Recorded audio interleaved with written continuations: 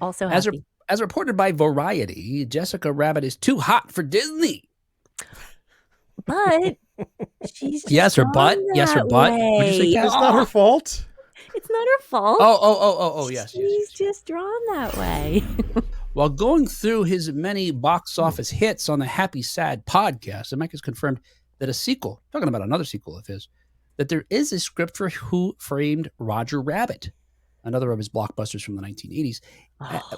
However, per Zemeckis, much like a Back to the Future, the musical adaptation, it's unlikely to get made, but for a very different reason. Zemeckis says Jessica Rabbit is too sexy for the current Disney regime. If you need a reminder of what Jessica Rabbit looks like, there's your gal. So Jessica Rabbit, there you go. Yep. And Zemeckis explained this unfortunate truth persists, even though the sequel script is good. Quote, I mean, look what they did to Jessica at the theme park, Zemeckis says. They dressed her up in a trench coat. End quote. Oh. Not always, but they did do that in the ride. That's true. Yeah, okay. They retrofitted her, put her in a detective's trench coat. Yeah. So I just imagine that's all she's wearing, so it still works for me. John, I had that thought too. So instead of having her look in that red sequin dress, they made her like a 1920s flasher. That's right. Yes. That's right. Any second now. Yeah. Any second. So what John's talking about is apparently the Disneyland attraction, Roger Rabbit's cartoon spin, went through changes in 2021 as a part of a larger cleanup effort by the Disney parks to address racially insensitive and other offensive material from attractions. Now, as soon as I heard that this was, I didn't know about this right till I read this article, that Jessica Rabbit had to be put in a trench coat in the Roger Rabbit cartoon spin ride, I immediately thought of this moment from the film, one of the most paused moments in film history. Oh, my goodness. Right? Where she is in a car. She's in Benny the Cab. She's tossed from it, and then she spins. I wonder if this is already kind of a, sort of an adult nod or a nod to the adults to get them on this attraction. I don't know. Maybe that's like my theories about Running Man.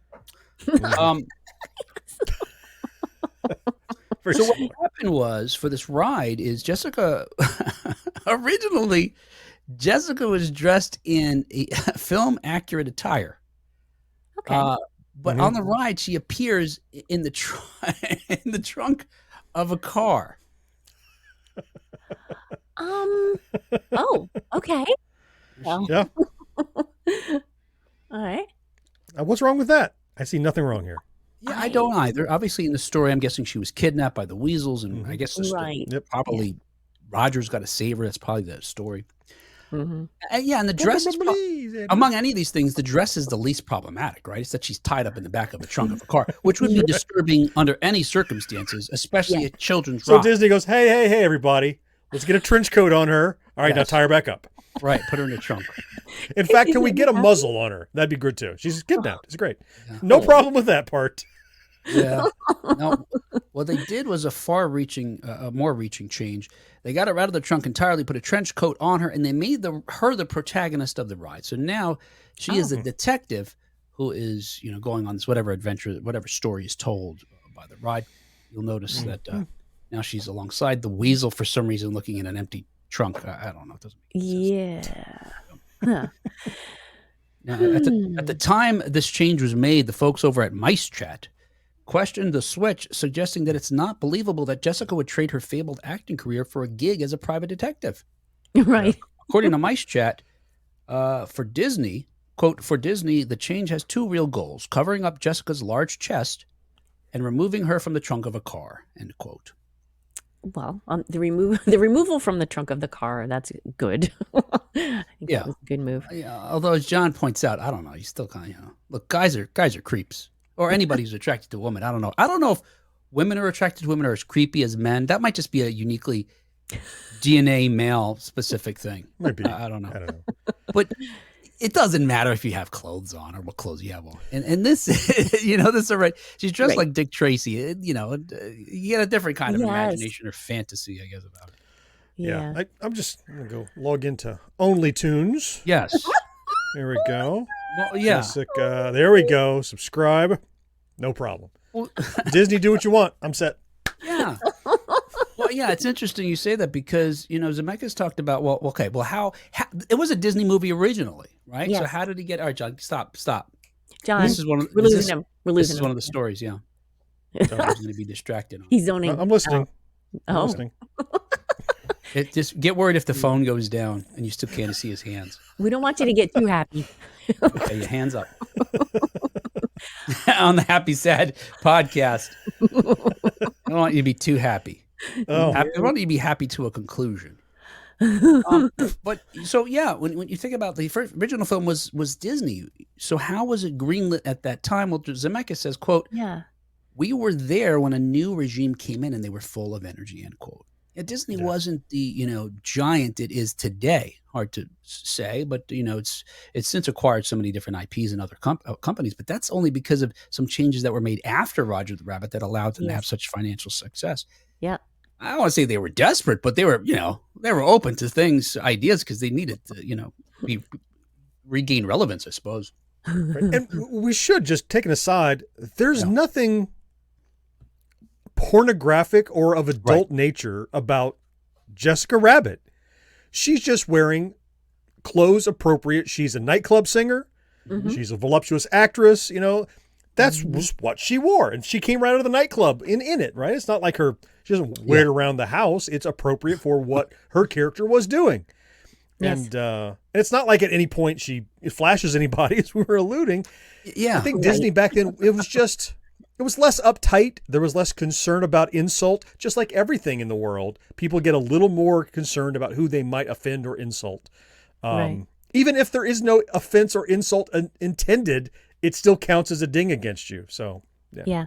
She's not wearing anything that kids today haven't seen it already and haven't seen their favorite singer wear. I feel like nowadays, right? Yeah. Yeah. They've already seen it. They've already seen it. Yep. I'm not saying that there's not some stuff on YouTube that, kids shouldn't be watching, but no, like I really don't feel like there's anything going on with Jessica Rabbit that needs censoring. Yeah. And Zemeckis explained that when he made the film, he made it as he believed Walt Disney would. He pointed out that when Disney made films, he didn't talk down to children. He made the movies for adults to enjoy. And so it seems like it is flipped around. It's like adults enjoy it, sure, but now adults are the ones that are thinking, I think I got a sexy thought here. So I don't want kids to be exposed to my secret thoughts. Right. These children who haven't hit puberty yet. I mean, that's so bizarre. Executives are kind of telling on themselves, aren't they? Yeah. Right. It's going to go over their heads.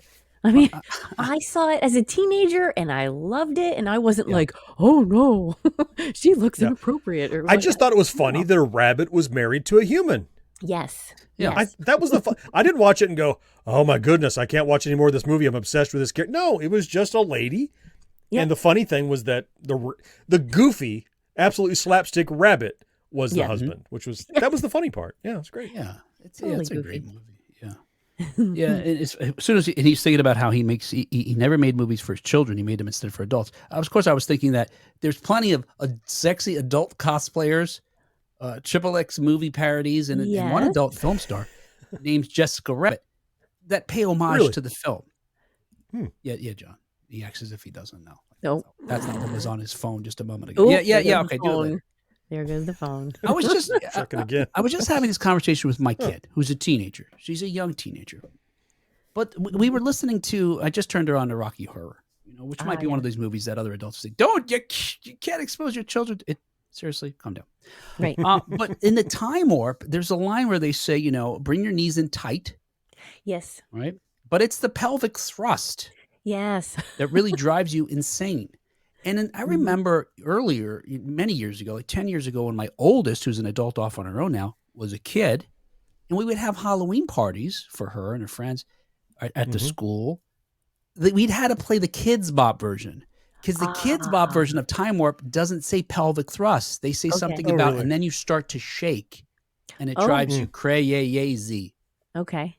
And I said to my kid, we were both lamenting about this because it's like, kids wouldn't understand even the innuendo of a pelvic thrust or why that would be something other than a dance move. So who are we changing it for? You're making it dirty because you're thinking about it. Exactly. And here's the thing about that. Go ahead, Kat. Go ahead. I was just going to say it would be akin to twerking, I guess. The pelvic thrust would be that's a thing Which is that a dance. kids Yeah. know about, and they do it. Yes. Not a secret. Yeah. No, go ahead. The thing is that people say, oh, you can't expose your kids to that. The problem they're making is you need to expose your kids to that eventually. Yeah. Yeah. They will eventually be exposed to all the things that you're protecting them from. Mhm. Would it not be better to introduce them to these things in the context of other entertainment and media and then talk about it instead of just act like it doesn't exist until they get Right. on their own and go, oh my goodness, this is the world? Right. That's the kind of pussyfooting around and tiptoeing that absolutely leads to people being stunned when they go it on their own because they're shielded and sheltered from everything that could possibly be suggestive or offensive or controversial. And then they find out and go, I thought that stuff didn't exist. And I was growing up, there's no such thing. You should absolutely introduce those things to your kids as they get older, gradually, 7, 8, 9, 10, 12, whatever. That's parenting. Yes. Damn it. Yeah. Yes.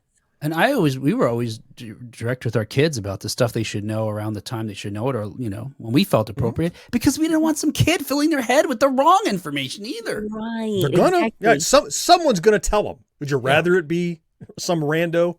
Yeah. Yes. Or you. Yes. Brandon says, I was 8 when Roger Rabbit came out and had a cartoon crush on Jessica. Not sure if that's weird or not. No, it's not weird at all. No, I don't think so. That's I've talked to ridiculous. John, put the phone down, please. Oh, sorry. I've talked many times about my love of Daphne, and I didn't understand why. That's right. That's I right. just was attracted to Daphne. It's bizarre, right? I mean, it's just like John would say, our monkey brains, just, I don't Oh, know. really? Yeah. I'm a Velma guy all the way.